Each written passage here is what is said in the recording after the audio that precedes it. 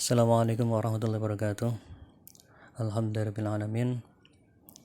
Pada kesempatan kali ini kita dapat berjumpa kembali ya dalam pembelajaran jarak jauh mata pelajaran fikih. Ini adalah pembelajaran terakhir di bulan Ramadan. Saya berharap semoga nanti setelah lebaran kita dapat bertatap muka langsung di kelas. Dan saya juga selalu berdoa semoga kalian dan keluarga kalian diberi kesehatan dan kekuatan dalam menjalankan ibadah puasa Ramadan pada tahun ini. Dan materi kali ini untuk kelas 7 dan kelas 8.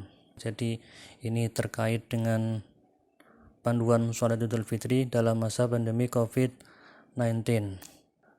Panduan ini saya ambil dari Fatwa MUI nomor 28 tahun 2020 tentang panduan kaifiyah takbir dan sholat Idul Fitri saat pandemi COVID-19. Fatwa ini baru dikeluarkan kemarin tanggal 13 Mei. Nah, ketentuan sholat Idul Fitri pada saat pandemi COVID-19 ini berbeda dengan pada saat normal ya. Jadi yang pertama ketentuannya, sholat Id boleh dilaksanakan dengan cara berjamaah di tanah lapang, masjid, musola, atau tempat lain bagi umat Islam yang ada syaratnya. Yang pertama yaitu berada di kawasan yang sudah terkendali pada saat 1 Syawal 1441 Hijriah, yang salah satunya ditandai dengan angka penularan menunjukkan kecenderungan menurun dan kebijakan pelonggaran aktivitas sosial yang memungkinkan terjadinya kerumunan berdasarkan ahli yang kredibel dan amanah. Jadi sholatnya boleh di tanah lapang, di masjid atau di musola, tapi syaratnya yang pertama kawasan tersebut harus sudah terkendali. Jadi ada penurunan dalam penularan COVID-19 dan juga ada pelonggaran aktivitas sosial ya, kebijakan dari pemerintah. Kalau sudah dilonggarkan PSBB-nya dan boleh atau diizinkan sholat di masjid, nah nanti bisa sholat di masjid. Tapi kalau belum diizinkan maka sholatnya tetap di rumah masing-masing ya.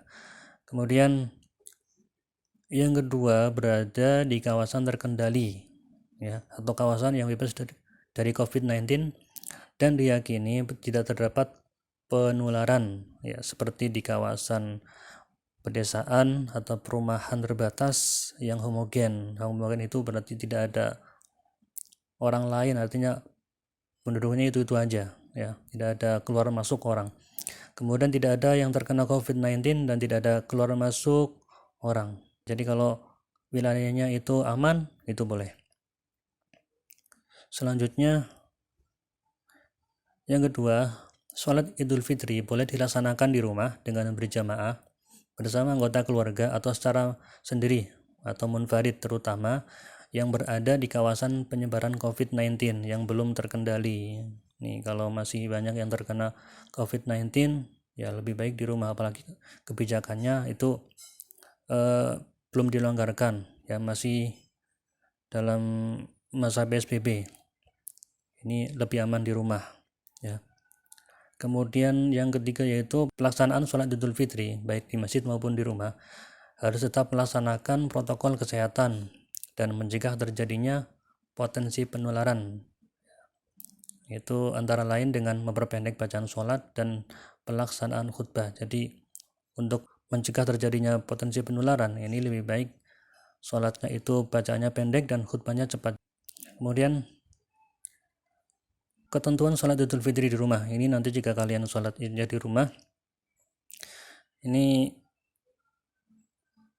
dapat dilakukan secara berjamaah ya, atau secara sendiri ya. Jadi boleh jamaah, boleh sendiri. Nah, jika berjamaah maka minimal jumlah jamaah minimal 4 orang ya, 1 orang sebagai imam dan 3 orang sebagai makmum. Kemudian usai sholat id, khatib melaksanakan khutbah. Jadi seperti khutbah Jumat, rukun dan syaratnya sama. Kemudian jika jumlah jamaah kurang dari 4 atau juga di rumah tidak ada yang bisa khutbah, maka sholat Idul Fitri boleh dilakukan berjamaah tanpa khutbah. Jadi misalnya di rumah udah jamaah tapi nggak ada yang bisa khutbah, maka boleh sholat Idul Fitri jamaah tapi tidak dengan khutbah, jadi cukup sholat aja.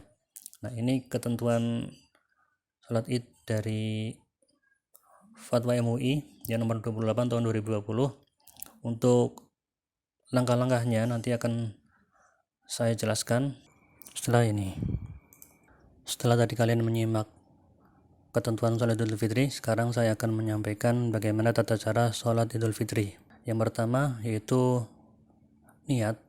Ya, untuk niatnya, jika sholat sendiri, niatnya adalah usolli sunnatan li'idil fitri roka'ataini lillahi ta'ala. Saya niat sholat sunnah Idul Fitri 2 rakaat karena Allah Ta'ala. Kemudian jika menjadi imam, niatnya usolli sunnatan li'idil fitri roka'ataini imaman lillahi ta'ala. Saya niat sholat sunnah Idul Fitri 2 rakaat menjadi imam karena Allah Ta'ala. Kemudian jika menjadi makmum, niatnya adalah usolli sunnatan li'idil fitri roka'ataini makmuman lillahi ta'ala. Saya niat sholat sunnah Idul Fitri 2 rakaat menjadi makmum karena Allah Ta'ala. Nah, kemudian takbiratul ihram, ya, biasa Allahu Akbar, angkat tangannya. Ya, setelah takbiratul ihram membaca doa iftitah Allahu Akbar kabiro. Kemudian takbir 7 kali. Allahu Akbar sampai 7 kali. Dan di sela-selanya itu membaca tasbih, ya. Subhanallah walhamdulillah wala ilaha illallah wallahu akbar. Jadi Allahu Akbar, subhanallah walhamdulillah wala ilaha illallah wallahu akbar, Allahu Akbar. Nah, sampai takbir ke-7. Nah, setelah takbir ke-7 kemudian membaca surat Al-Fatihah. Ya, kemudian selesai Al-Fatihah baca surat pendek. Ya. Baru kemudian ruku dan seterusnya, ruku, i'tidal, sujud, duduk di antara dua sujud. Kemudian bangun lagi Allahu Akbar. Nah, setelah itu, setelah bangun, ya, itu takbir lagi 5 kali.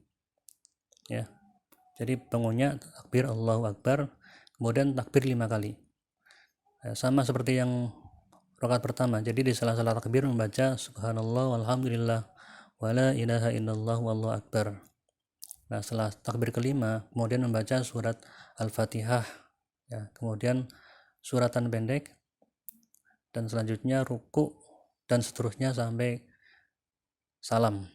Ya, itu tata caranya. Jadi tidak beda dengan sholat yang lain, ya, hanya ada takbir yang pertama itu rakaat pertama takbirnya 7 kali, yang kedua ditambah takbir 5 kali.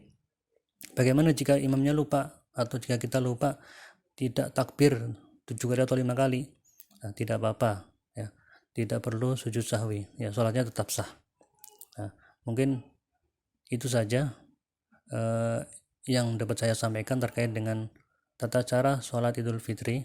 Ya, jadi misal nanti terpaksanya sholatnya di rumah, ya, nanti kalian bisa jamaah dengan keluarga atau bisa sendiri, ya, tapi bagusnya jamaah ya dengan keluarga, ya, tapi semoga nanti pada saat lebaran, ya, tanggal 1 Syawal sudah mulai ada pelonggaran PSBB sehingga kalian semua bisa sholat di masjid, ya. Dari saya cukup sekian. Assalamualaikum warahmatullahi wabarakatuh.